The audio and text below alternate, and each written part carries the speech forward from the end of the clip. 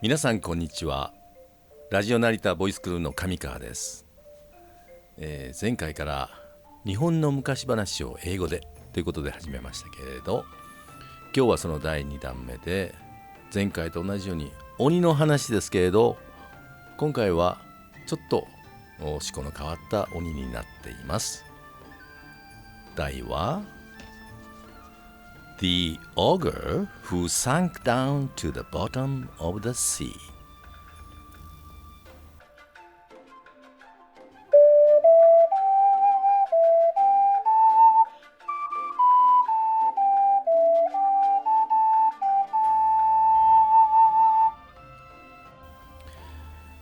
Once upon a time, deep in the mountains in Shikoku, one of the four major islands in Japan, and the smallest of all, there lived an ogre with his baby boy. The baby ogre was still young and active, running in and out of and sometimes into his father's legs. It tickled Father Ogre's toes, but the baby ogre was so cute.That father could not help but smile at his beloved son. Sometimes the father entertained his son by picking him up high in the air and tossing him onto a distant mountain.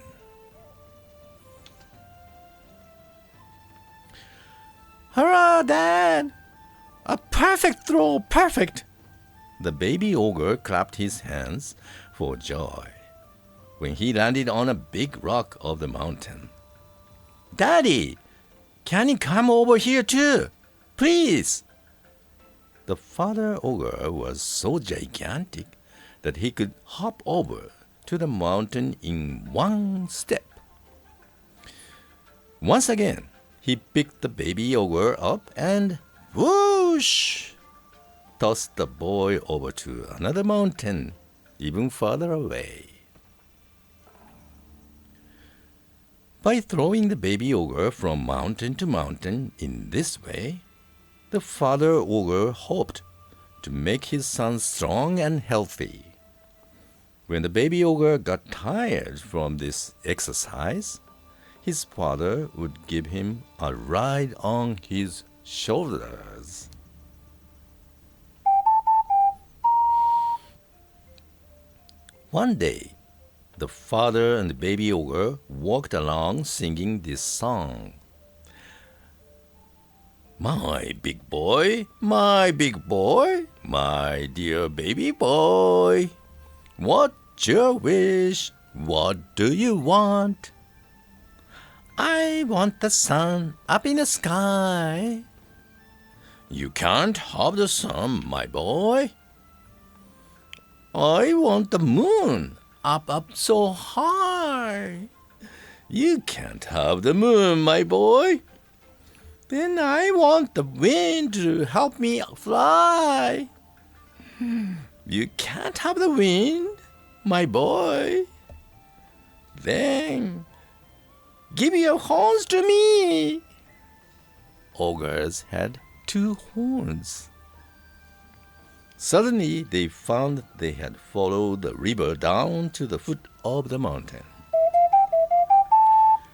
As they stopped to rest, a small old man walked to them, hand in hand with his grandson. Compared to ogres, humans are 1/3 of their size. So the old man never realized.He was kneeling down in front of the ogre's legs, thinking they were tree trunks. He started digging at the feet of the trees, so he thought, and planted a sapling of sacred trees. It's called sakaki in Japanese. After that,The old man and his grandson started offering a prayer together. As the ogre wondered what they were doing at his feet, the ogre uttered to the old man. "Old man, what are you doing here?" For the old man, this thunderous voice descended from the up above, so startled, and started looking up, and up to find the huge face of the ogre staring down at them. "Yow!" The old man suddenly realized they were standing in front of the huge ogres. They wanted to run away from the ogres right away, but because they were so terrified, they just simply couldn't move and stayed there quivering. The ogre asked again, this time a bit gently. "Old man, what are you doing at my feet?" With trembling voice, the old man answered, "I'm here to offer a prayer for the raging seas, which took away 6 of my family members over the last 3 years. And now we are the only 2 left. So asking our local deity to calm the sea this year. The stormy season is just around the corner for our village. We wish we had some huge boulders to prevent the rough waves tumbling into our bay, but that's just a wishful thinking, I know." Listening to the old man's grief, the ogre hopped on to one of the lookout point and surveyed the sea horizon. But the day was sunny and calm, and he just wondered what this old man was talking about. The ogre and his son quietly retreated to the mountain den, leaving the old man and his grandson there.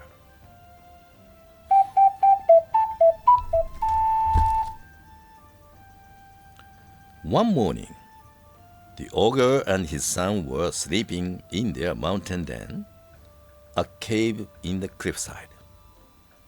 The ogre was awakened by the gusty winds and heavy rain outside. The trees on the mountains trembled and were on the verge of being blown away. The rain fell in torrents and sent the rocks tumbling down the mountainsides. Just then, the image of the old man and his grandson flashed in the ogre's mind. "Oh, oh!" the ogre roared. "I had to do something for them, or they might be swallowed up by the waves." Without hesitation, the ogre jumped outside of the den and started rocking the huge boulder next to the entrance, back and forth until it cracked. He threw it to the ground and started rocking another huge boulder. Hearing the noise outside, the baby ogre started shouting at his father, "Dad! Dad! What are you doing there?"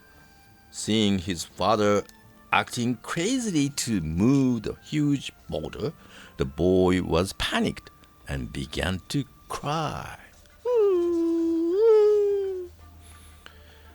The second boulder came loose with a huge sound. Bang! The boy got frightened and started wailing. "Father, stop crying, baby. I have to do something for the old man and his grandson at the village." He explained to the boy that he was going to carry these boulders to the bay and set them up to stop the crashing waves from the sea. The ogre made a hole on each boulder and joined them with an iron rod. When he started carrying them on his shoulder, the boy said, Daddy, I don't want to stay here myself. I'm gonna go with you too. Thinking no time to waste, hop on the rod and cling tightly. The ogre started carrying the boulders on his shoulder, but they weighed so heavily. But he gritted his teeth and struggled on, step by step. Eventually, they arrived at the seashore. Sure enough, like a monster, the waves bared their white fangs and crashed furiously onto the beach. On the shore, villagers were waving bamboo poles with sickles tied to the ends, chanting, "Storm, storm, go away! Leave our village! Leave our bay!" Villagers believed these chanting words had magical power and would quiet the sea, not knowing they were wasting their time against fierce nature. Only then did they realize a ferocious-looking huge ogre about to step into the raging water. Villagers started fleeing except the old man and his grandson on the hilltop. "Oh, you are that ogre we met in the mountain," the old man noticed. "Don't you worry, old man. I will do something for you." He turned to his son and said, "My boy, get off from the rod and stay with them until I finish my work." But the boy refused to be separated and insisted to go with his father. Realizing no time to waste, the ogre told the boy to cling tight. He started carrying the boulders and walked straight to the open sea. The waves rushed angrily toward the shore, crashing against the ogre's body. But these wicked waves could not stop the ogre, even though his eyes, ears, and nose were all filled with seawater. The baby ogre started crying. "Dad, I'm so scared, Dad." "Be quiet, my son. I'm almost done." Just when he said that, a gigantic wave swept the ogre off his feet. As he began to sink down into the sea, he held the baby ogre high up in the air with one hand. "Daddy, Daddy, where are you?" The baby ogre cried so long and so hard that he turned into stone.